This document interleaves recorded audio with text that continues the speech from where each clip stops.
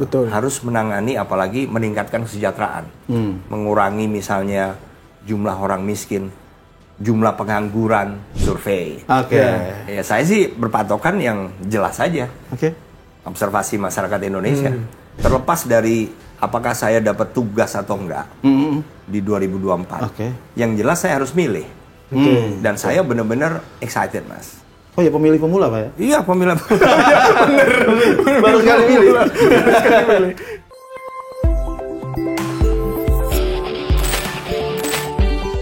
Open table, kembali lagi. Sekarang Tamu kita spesial. Iya, bikin deg-degan. Tamu kita ada Jenderal Andika. Jenderal Purnawirawan TNI Andika Perkasa. Selamat datang Pak. Ya, terima kasih sudah Mas menyempatkan Maki. waktu di sini. Sama-sama, Mas. Oke, kita ngubungin udah lumayan lama nih ya. Jadi, alhamdulillah dapat waktu juga akhirnya. Soalnya sekarang Pak Andika di mana-mana udah nongol dipanggil. Lagi sibuk. Sibuk apa Pak sekarang Pak? Sebenarnya ya kerjaan normal aja, Mas. Kan saya udah jadi komisaris lah, swasta Mas ya. Swasta.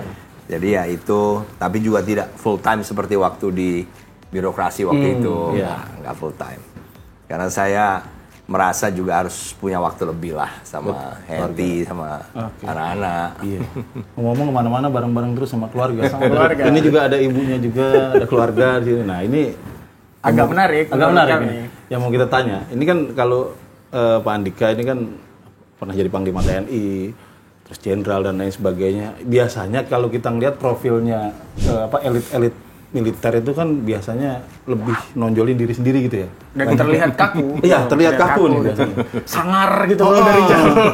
Nah, kalau Pak Andika ini kan kalau kita ngelihat tampil juga, kadang di medsosnya juga kita cek ya. Ini banyak foto sama keluarga, sama istri terutama. Pak. Artinya ini menurut saya kalau kami sih ya yang TV ngelihat ini agak langka dikit nih, agak langka. Kami itu sampai punya pandangan kayak gini, Pak. Mungkin kayaknya kan kalau elit-elit militer itu cenderung tidak menampilkan sisi kehidupan pribadinya. Mungkin ini strategis kali ya, gitu biar tidak di ini. Tapi Pak Andika kemudian kelihatan sering mesra gitu bersama Bu Hetty gitu kan di itu, dan mesra banget. Itu kenapa? Ini kenapa? Biasa. Ya itu kan yang Mas Maki lihat, Mas Hasan lihat setelah saya jadi pimpinan. Waktu saya misalnya masih bintang 3. Atau waktu saya jadi Kepala Staf Angkatan Darat, kan saya masih punya pimpinan, Panglima TNI. Ya kalau acara yang dipimpin Panglima, kemudian undangannya nggak beserta istri, kan juga nggak beserta istri. Jadi baru-baru aja berarti Mas. Tapi memang sejak saya, kalau di Angkatan Darat saya sebagai Kepala Staf, acara internal kan saya mimpin. Itu saya berusaha untuk membawa istri saya. Termasuk ke Papua. Begitu juga waktu Panglima, Mas. Bahwasannya pendahulu-pendahulu saya mungkin memandang nggak perlu, kan punya pertimbangan lain. Beda-beda. Tapi bagi saya, nggak ada yang kemudian off limit gitu. Kecuali misalnya pas pengamanan. Nah itu G20 atau pas ke Papua pengamanan perkunjungan presiden. Hetty ada di hotel aja deh. Tapi selama belum ada presiden ya saya bawa Hetty kemanapun. Nggak takut, Pak? Enggak, justru ngajak ke lapangan gitu kan, keluarga. Enggak, justru ya bagi saya fun ya. Saya melihat itu peluang untuk spend time together, Mas. Ya toh kita kan tahu acaranya apa, Mas. Kan nggak ada yang off limit. Jangan-jangan lebih takut kangen gitu ya. Enggak lah. Ya tapi kita ngelihatnya sih kalau di mata kita citranya itu Pak Andika ini lebih terbuka soal keluarga dalam pengertian ya lebih menampakkan sisi manusiawinya, maksudnya normal kayak kita gitu loh, punya pasangan, bisa mesra di depan publik dan lain sebagainya. Kalau Pak Harto itu kan smiling general. Kalau Pak Andika ini family general gitu loh citranya. Begitu kan. Nah, Pak Andika ini semenjak sudah pensiun kemudian di militer langsung masuk ke gelanggang politik ya. Sempat juga kalau nggak salah itu dimulai di ziarah dulu ya. Ziarah. Nah waktu itu tuh kami baca berita pertama adalah Pak Andika ziarah ke Blitar, ke makam Bung Karno. Terus dapat telepon juga kayaknya dari Bu Mega kan waktu itu. Dengar-dengarnya gitu ya. Iya. Nah ini menarik. Kenapa harus ke Blitar dan ziarah ke Bung Karno, Pak? Sebagai pintu itu. Sebetulnya kalau ziarah ke makam Bung Karno juga saya dari dulu loh Mas. Karena kan ibu saya dari Blitar. Iya. Jadi sejak saya kecil, dari SD lah saya ingat. TK saya nggak ingat. Katanya sih pernah ke sana juga, tapi saya nggak ingat. Yang saya ingat setelah SD saya sering lah ke sana. Biasanya kalau liburan. Gantian Mas, kadang-kadang kalau liburan tahun ini, kan setahun sekali aja waktu kita kecil tuh Mas. Libur panjang 2 minggu itu cuma naikkan kelas aja. Kalau tahun ini misalnya ke tempatnya ibu, berarti kakek nenek saya. Nah, tahun depan mungkin ke tempatnya bapak, ke Magelang. Jadi dari dulu sering Mas.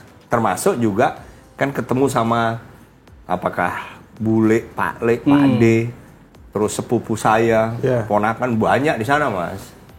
Jadi kesana itu kemarin memang selain karena ada Haul Bung Karno, tanggal 21 Juni, juga sekalian ketemu dengan saudara-saudara saya.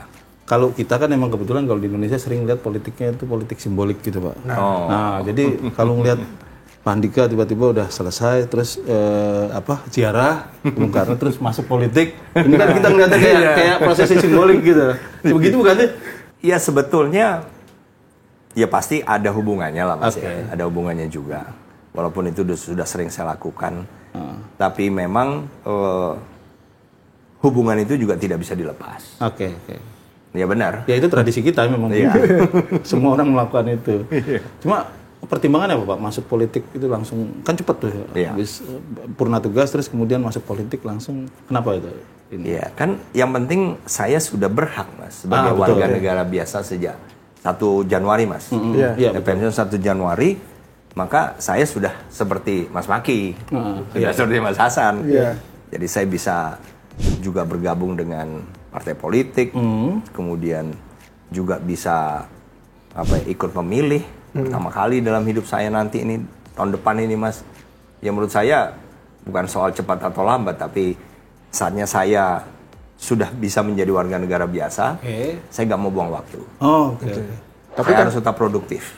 Ada begini Pak. Saya tuh pernah baca Pak Agus Wijoyo kalau nggak salah itu pernah bilang gitu bahwa tentara atau elit TNI itu yang angkatan 45 sampai 70 saja tuh yang pandai berpolitik praktis kemudian. Nah, tapi setelahnya itu agak mulai menurun. Nah, itu kalau Pak Andika melihat itu gimana, Pak? Ya menurut saya sih itu observasi beliau ya. Tapi menurut saya juga sekarang ini Mas, banyak loh Mas purnawirawan yang bergabung dengan partai politik. Betul. Banyak sekali. Betul. Sejak beberapa tahun yang lalu lah.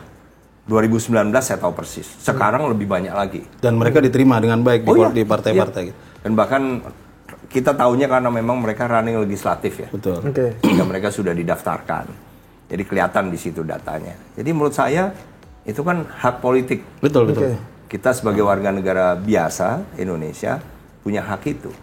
Ya menurut saya nggak apa-apa. Kalau Pak Andika sendiri masuk politik itu apa yang visinya apa sih Pak? Maksudnya apa yang dikejar, apa yang? Sebetulnya sederhana banget sih Mas. Lebih ke saya kan nggak mau berhenti dong Mas. Pensiun dari militer. Tapi kan usia saya masih produktif. Betul. Nah saya ingin tetap produktif. Karena 2 hal, pengalaman saya. Saya di birokrasi 40 tahun Mas. Persis 40 tahun.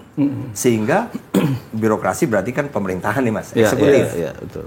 Terus kedua, pendidikan saya. Pendidikan saya kebetulan juga memang saya niatin sih.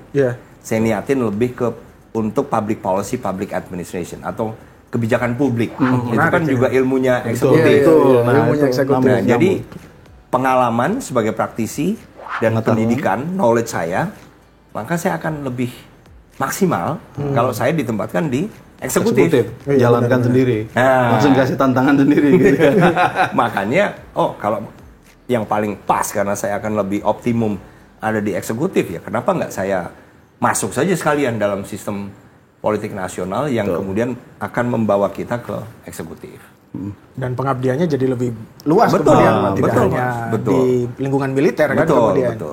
Kalau kemarin Kalau sekarang ini kan menjelang 2024 nih Pak ya, udah tahun-tahun politik, udah panas-panas dikit nih, tengah-tengah buku lah sekarang lah. Anginnya udah mulai agak puting beliung juga, muter-muter. Kalau publik sekarang kan lihat Pak Andika udah deket dengan gerbong-gerbongnya misal Pak Ganjar lah ya. Kemarin di acara di Ancol lah, waktu itu kan bersama Purnawirawan. Tapi sebelum-sebelumnya Pak Andika belum ngomong langsung, saya ngerasa lebih cocok, saya ngerasa lebih deket. Ini sebetulnya nama Pak Andika kan beredar di mana-mana ya. Betul. di katanya di capres ini, ada juga di capres ini. Artinya dulu awal-awal malah isunya santer banget bakal jadi cawapres Pak Anies tuh kan kayak gitu. Demand-nya tinggi berarti. Demand-nya tinggi.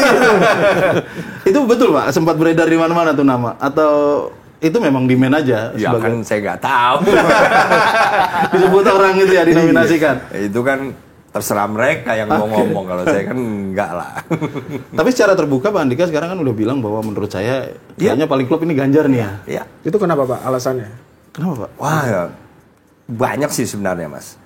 Yang jelas kan saya harus milih Mas. Oke. Terlepas dari apakah saya dapat tugas atau enggak di 2024. Yang jelas saya harus milih. Dan saya benar-benar excited Mas. Oh ya, pemilih pemula Pak ya? Iya, pemilih pemula. Baru sekali milih. Karena waktu 17 tahun saya kelas 2 SMA Mas. Iya. Nah, sampai dengan lulus SMA, nggak ada tuh waktu itu pemilu. nggak ada pemilu. Jadi waduh, bukan nasibnya lah. Iya. Nah, karena saya milih nanti presiden. Saya milih calon legislatif DPR, RI, dan DPRD yang dapilnya Jakarta. Iya. Terus saya milih juga gubernur Jakarta. Betul. Nah, yang lain ini belum ada nih Mas. Misalnya legislatif DPR, RI, belum ada. Belum resmi lah. Iya. Terus yang DPRD juga belum ada. Iya. Yang calon gubernur DKI juga belum ada. Yang udah ada kan presiden. Betul. Jadi saya benar-benar ingin merasakan apa sih yang dirasakan orang nih selama ini menjelang pemilihan tuh apa sih? Pertimbangan mereka apa? Gitu loh. Denyutnya ya Pak. Iya. Pikir mana yang paling cocok gitu. Sekarang ngerasain. Sekarang saya nikmati. Makanya saya bilang saya excited banget. Saya berusaha untuk nimbang-nimbang terus kemudian memilih Pak Ganjar akhirnya. Iya. Nah itu kata Bapak kan tadi kalau calon-calonnya kan udah kelihatan capresnya. Nah cawapresnya yang belum. Masih banyak lah. Nah contoh salah satu nama misalnya Pak Andika juga masuk bursa katanya. Salah satu kandidat kuat gitu ya katanya. Di pihaknya Ganjar. Tapi ada juga yang bilang misalnya Pak Andika jadi ketua tim sukses dan lain sebagainya. Gosip-gosipnya begitu. Dengar juga Pak pasti ya? Dengar Mas. Gimana tanggapannya Pak? Ya, yang jelas kalau dibicarakan langsung ke saya belum pernah Mas. Oh gitu? Ya belum pernah. Sama sekali. Tapi begitu ada mungkin orang yang doorstop atau press conference kemudian menyatakan itu ya saya kan ada yang mengendorse merasa ya terhormat lah. Karena apa? Karena saya benar-benar nggak mematok harus jadi apa sama sekali enggak. Tapi saya hanya ingin memilih sesuai dengan hati saya dan sesuai dengan pertimbangan saya. Tapi kan pasti ada targetnya Pak. Saya pengen minimal ini misalnya gitu. Gak ada Mas. Oh ya, bener. Ini fun-fun aja nih. Bener. Berpolitik fun. Saya enggak, karena saya merasa justru ini kan karir kedua. Karir kedua saya juga harusnya panjang. Karir pertama saya sudah 40 tahun. Ini karir kedua saya yang baru saya mulai tahun ini harusnya juga panjang. Karena saya nggak mau kemudian berpetualang lah. Jadi nggak bisa salah langkahku dari awal Pak ya. Justru itu. Jadi saya ingin benar-benar ya saya tahu diri, saya pendatang baru. Kalau saya dianggap pantas untuk memegang jabatan apa, wah terima kasih banget. Misalnya di kabinet depan, kalau enggak pun nggak apa-apa. Kalaupun di luar kabinet juga saya siap. Pokoknya apa aja lah tugas yang mungkin diberikan kepada saya. Tapi ini yang menarik soal kemudian kan Pak Andika ini memperlihatkan keseriusan tapi dalam dukungan ke Pak Ganjar gitu. Ada event di Ancol kemarin. Sebenarnya ada kinerja-kinerja lain nggak sih Pak yang sudah dilakukan kemudian untuk mendukung Pak Ganjar di luar misalkan Forum Purnawirawan kemarin? Saya belum sama sekali. Belum. Kalau timnya kan memang belum resmi ya. Belum. Tapi Pak Andika sendiri kalau secara pribadi gitu? Ya kalau ya secara pribadi kan saya kalau ngobrol-ngobrol yang maksudnya dengan teman-teman kan kita sering ketemu orang juga. Nah saat itu ya kita biasanya diskusi ya, disitulah saya menyampaikan. Tapi kalau secara konsep apa yang akan saya lakukan belum ada, karena saya juga nggak tahu kan nanti saya apa ditugasin apa. Iya. Gitu. Tapi ini langka juga kayak Pak Andika ya. Pemilih pemula terus tapi tiba-tiba langsung digosipkan jadi cawapres. Jarang-jarang. Dan itu juga bukan pasangan yang kaleng-kaleng juga, Bang. Nah, itu pasangan sipil militer ini ini selalu menarik untuk di Indonesia. Iya, kalau gitu. di Indonesia gitu kan ada cocok-cocokannya antara nasionalis sama agama gitu misalnya sipil militer. Kalau Pak Andika ngeliat pasangan-pasangan gitu gimana, Pak? Ininya. Ya, yang jelas kan kewenangan partai politik, Mas. Yang jelas itulah saya sebagai pendatang baru nggak ingin kemudian merasa saya punya suara untuk menentukan, enggak lah. Biar aja partai politik sesuai dengan mandat dari konstitusi kita, undang-undang kita. Yang penting saya loyal saja. Apapun yang diputuskan ya saya loyal. Karena memang ya kita harus begitu. Iya. Jangan sampai pemimpinnya kebanyakan. Pemimpin cukup satu, Mas. Iya. Satu. Calonnya boleh banyak. Calonnya boleh banyak. Tapi akhirnya harus dipilih salah satu. Harus satu. Dan dalam kasus Pak Andika ini Pak Ganjar yang kira-kira gitu ya, Pak. Ya. Tapi kalau melihat sekarang kan isunya nih ini Pak ya, yang menguat bahwa di akhir masa jabatan Pak Jokowi, ini salah satu orang yang paling dekat sama Pak Jokowi, paling sering nempel sama Pak Jokowi dulu kan, Pak. Mantan komandan pas Pampres. Iya. Jadi nggak heran lah kalau misalnya sekarang itu mayoritas masyarakat di Indonesia itu puas ya sama kepemimpinan dia. Makanya kemudian isunya ketika suksesi isunya adalah siapa yang bisa melanjutkan. Nah, apakah itu masuk dalam pemikiran Pak Andika ketika misalnya saya punya 3 pilihan, ada Pak Anies, ada Pak Prabowo, ada Pak Ganjar, saya pilih Pak Ganjar. Salah satu faktornya termasuk itu nggak? Orang yang termasuk, Mas, bisa melanjutkan. Ya menurut saya semua pasti bisa melanjutkan. Pasti bisa.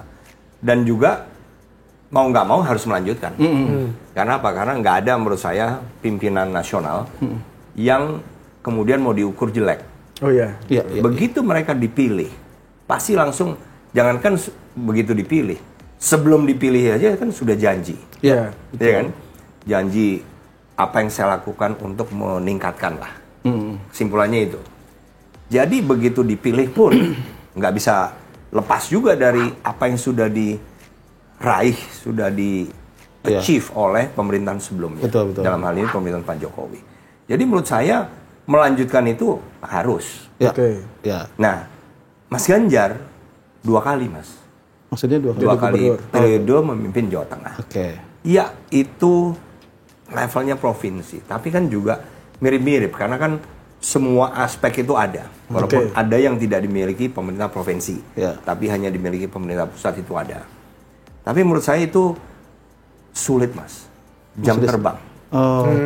Jam terbang itu penting. Ya sama kayak Mas Maki. Jurnalis. Juga Mas Hasan juga jurnalis. Apakah itu akan berpengaruh terhadap kinerja Mas? Pasti. Jadi orang yang pernah mimpin 2 periode, itu pasti menurut saya akan banyak manfaatnya. Yang bisa dia kemudian lakukan di level yang lebih tinggi. Tapi kalau Pak Andika sendiri ngelihat tantangan Indonesia ini, seenggaknya 5 tahun, 10 tahun ke depan itu seperti apa, Pak? Secara strategis gitu. Pak Andika kan pasti tahu lah secara geopolitik global juga dan lain-lain begitu. Dan di mana sebenarnya nilai plusnya Pak Ganjar untuk kemudian menyongsong itulah? Agak panjang nih, Mas, nggak apa-apa ya? Nggak apa-apa, Pak. Kita punya waktu banyak. Gitu. Ini agak panjang ya. Jadi gini, Mas. Jadi setiap pemerintahan itu pasti akan dihadapkan pada dinamika. Dinamika itu yang tidak dihitung, tidak direncanakan, tapi muncul dan nggak bisa dihindari. Misalnya zaman Pak Jokowi, ini ada 2 dinamika. 1 COVID, yang membuat kita semua KO lah, seluruh dunia.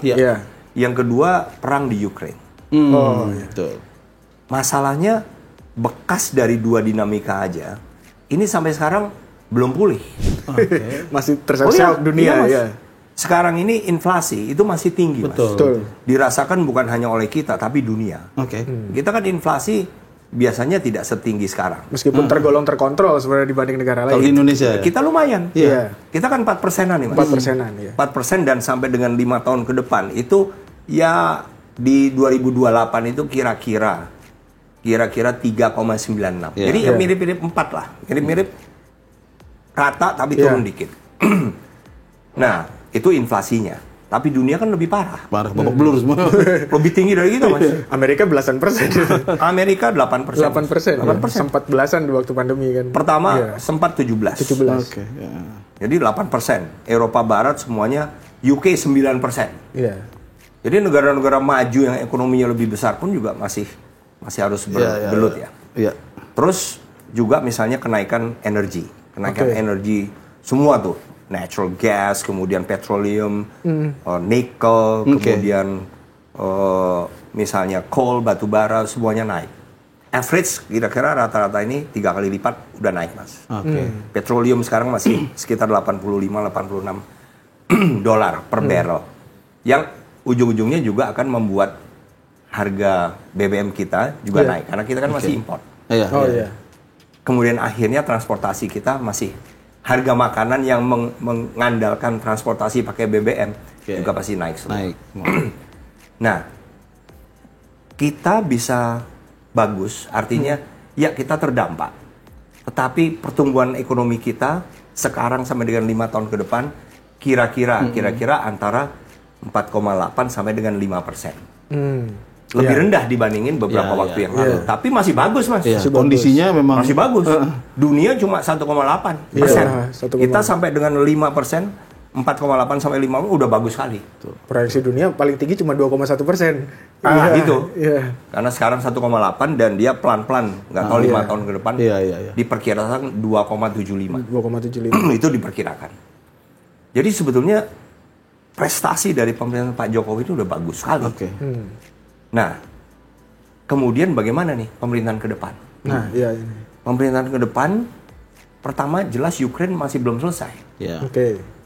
Yang tadinya Rusia, tadinya kan sempat nih Mas, setahun itu masih membolehkan Ukraine masih ekspor untuk grain. Grain itu dia barley ada, wheat, gandum ada, corn ada. Masalahnya dia ini Ukraine ini penghasil corn 15%. Oh, dunia ya? Global. Dari corn produksi dunia, 15% dia sendiri. Barley itu 13% dia sendiri. Termasuk wheat, 10% dia. Ini gandum ini kalau terseok-seok Indonesia nggak bisa makan Indomie. Iya. 10% di dia. Nah, Rusia juga begitu, Mas. Kebetulan dia memproduksi petroleum itu. Gas. Petroleum itu 10% dari produksi minyak dunia. Natural gas ke Eropa 40% ngambilnya dari Rusia. Kalau ditutup. Iya. Ini ganggu semua nih. Ganggu semua. Jadi tangan tadi sekarang Rusia benar-benar nutup. Laut Hitam, Black Sea ditutup habis. Dia nggak boleh Ukraine ekspor. Udah gitu dia tutup pakai barikade secara fisik, pakai kapal lautnya dia. Nah jadi ke depan ini harga-harga makanan ini masih akan lebih parah. Mesir kan ada di selatannya dari Ukraine, Laut Hitam turun ke Turki, celah di antara Turki kemudian ke Mesir. Mesir itu 30% gandumnya itu dari Ukraine dan sekarang mati dari situ. Kasihan adik gue yang lagi di Al-Azhar. Susah. Panas Mesir inflasinya juga lagi tinggi kemudian. Pasti Mas. Ya tadi karena makanan 30% berhenti. Masalahnya kan gini Mas. Inflasi harga kan lebih mahal. Lah, ini bukan hanya harga lebih mahal, kan pasokannya nggak ada. Nggak ada pasokannya. Pasokannya itu nggak ada, jadi cepat atau lambat rebutan ini akan terjadi. Ini bahasa sederhananya. Nah, kalau itu terjadi, terus sekarang Rusia misalnya, Rusia ini karena sudah 1 tahun 7 bulan lebih sedikit, Rusia ini misalnya importnya sudah berkurang 20%. Kita punya ekspor ke Rusia, ada juga. Dia kemudian import teknologi berkurang juga 30%. Dia membuat senjata berkurang 70%. Kita kan alutsista kita banyak dari Rusia. Jadi salah satu ini contoh beneran nih Mas. Kita punya helikopter buatan Rusia, Mi-17. Ini harusnya namanya overhaul, Mas. Servis lah. Service. Kalau mobil itu kayak diservis berapa kilometer gitu loh. Ini udah 3 tahun nggak selesai. Iya, karena di sana sendiri, bayangin dia produksi mobil itu dengan alutsista udah berkurang 70%. Wow. Jadi ini di awal doang nih, Mas. Kesana kalau perangnya masih lanjut. Dan Lebih kelihatannya nggak akan selesai nggak dalam akan waktu selesai cepat. Dalam waktu dekat. Nggak akan. Ini pasti akan lebih parah. Nah, bagaimana dengan kemungkinan di Taiwan, di Laut Cina Selatan? Oh ya, lagi memanas. Pemerintah Cina sendiri kan udah ngomong, Xi Jinping sudah ngomong bahwa kelihatannya mereka akan mengambil tindakan serius terhadap Taiwan 2027. Oke. Udah dipatok waktu loh, Mas. Betul. Jarang nih pemimpin Ada dunia. deadline-nya tuh. Ada deadline-nya. Itu kalau bahasa redaktur ke wartawan itu kalau nggak tepat deadline tendang meja balik gitu. Kredibilitas turun. Iya, betul. kredibilitas turun. Nah, bagaimana kalau terjadi ini, Mas, di Laut Cina Selatan, di Taiwan? Itu lebih parah. Iya. Karena apa? Kita, maksudnya dampak bagi kita Iya, ya. betul. Kita ini ekspor tertinggi kita kemana? Ke Cina. Oke. Jadi kalau barang-barang kita, goods kita diekspor, itu paling besar ke Cina, itu 22%. Oke. Nah, terus ekspor kedua terbesar kemana? Ke Amerika. Amerika. Walaupun cuma 9,7%. Oke. Jadi masih lebih banyak ekspor kita ke Cina, 2 kali lipat lebih dari ekspor kita ke Amerika. Nah, importnya gimana? Import kita paling banyak dari Cina. Cina juga. 29. Iya. Bayangin, Mas, 29% import kita tuh dari Cina. Ya. Artinya kalau yang diimport itu tidak datang, kita juga nggak akan bisa ekspor. Karena kan ada bahan-bahan yang diimport dalam rangka membuat barang yang lebih jadi lagi untuk diekspor kembali. Dan itu hukum timbal balik perdagangan aja sebenarnya. Iya. Ngasih kuota lebih banyak pasti dapat kuota lebih banyak. Jadi economic policy uncertainty atau ketidakpastian kebijakan ekonomi kita itu nilainya, nah, kalau ini terjadi yang Laut Cina Selatan, ini pasti jelek. Indeksnya pasti jelek. Oke. Nah, dalam situasi global kayak gini, Pak, potensi ancamannya banyak. Sementara kita sedang menghadapi suksesi 2024. Pak Andika sendiri misalnya membackup Ganjar kemudian. Saya milih Ganjar. Emang Pak Andika optimis Pak Ganjar bisa menyelesaikan isu-isu kayak begitu? Justru itu saya sebut tadi kan, pengalaman 2 periode, walaupun skupnya lebih kecil, itu mirip kayak mengelola negara, Mas. Karena apa ya? Karena di situ juga beliau kan harus menangani ekonomi, harus menangani investasi, harus menangani apalagi meningkatkan kesejahteraan, mengurangi misalnya jumlah orang miskin, jumlah pengangguran, Gini ratio harus diperkecil. Mirip lah. Jadi menurut saya sangat berguna banget gitu loh, 2 periode itu. Termasuk ya keamanan kemudian kan. Iya. Karena jangkar keamanan itu ya pasti stabilitas dalam negeri. Betul. Kalau ini Pak Jokowi itu kan sempat bahasa dia ngasih clue. Selanjutnya penerus saya ini harus punya nyali gitu lah ya. Harus punya nyali. Artinya kita sih sebagai orang yang memperhatikan dari jauh ya, kemudian memahaminya kenapa Pak Jokowi bilang punya nyali. Kayak satu contoh kebijakan hilirisasi nikel yang dilakukan Pak Jokowi. Baru dimulai udah dipukulin dunia. Nah, dipukulin kita sana sini, kalah sana sini ternyata kan setelah dituntut kalah, tapi kata Pak Jokowi lawan aja santai aja. Ya mungkin itu yang kita pahami kemudian kayak gitu loh menghadapinya. Ini bukan lagi menghadapi ormas, bukan lagi ini menghadapi orang satu dunia gitu. Nah, kalau Pak Andika ngelihat Ganjar memang punya nyali sebesar itu kayak Pak Jokowi ngadepin dengan anteng-anteng. Ya, menurut saya sih ini kan teamwork, Mas ya. Oke.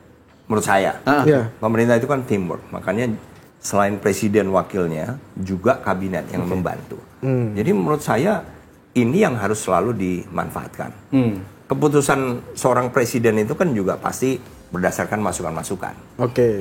Dan setiap namanya juga pemerintah. Berarti semua kebijakan yang dibuat kebijakan publik. Kebijakan publik ini harus lebih jelas ukurannya lah. Cost-nya berapa nih? Benefitnya apa gitu loh, Mas. Jadi kalau saya sih yakin, bukan dari segi Mas Ganjar sendiri, tapi tim kabinet nanti saya yakin akan bisa. Artinya kemampuan Pak Ganjar selama 2 periode mengelola sistem pemerintahan itu menunjukkan itu. Iya.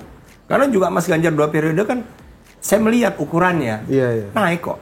Walaupun nggak bisa dibandingkan dengan provinsi lain, Mas. Iya. Itu nggak fair lah. Iya. Karena Problemnya beda. Warisan yang diwarisi juga Betul. problemnya. Manusianya berbeda, SDM-nya berbeda, kemudian sumber daya alam di Jawa Tengah juga berbeda. Yang bisa kita ukur dari tahun ke tahunnya naik nggak? Naik. Nah, itu. Dan jadi Mas Ganjar menunjukkan kenaikan kok semuanya. Ibaratnya tuh gini, kita tuh sedang mencari presiden, bukan mencari menteri. Okay. Jadi lebih holistik gitu lah ya. Bisa. betul. Betul. Kalau Pak Andika nih pasti udah mulai ini Pak ya, masih banyak nongkrong sama sesama purnawirawan TNI dan sebagainya. Iya, teman-teman ini lah. Kadang-kadang.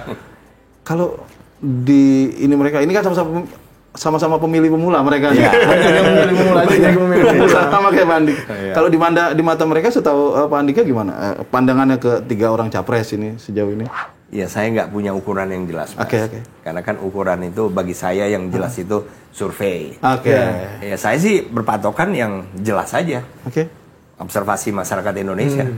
Kalau purnawirawan, ya pertama saya nggak tahu, belum ada survei tentang purnawirawan. Kedua juga yang penting kan pada saat pemilihan presiden nanti kan masyarakat Indonesia secara keseluruhan yang diukur, Mas. Oke. Dan sekarang Mas Ganjar masih naik turun.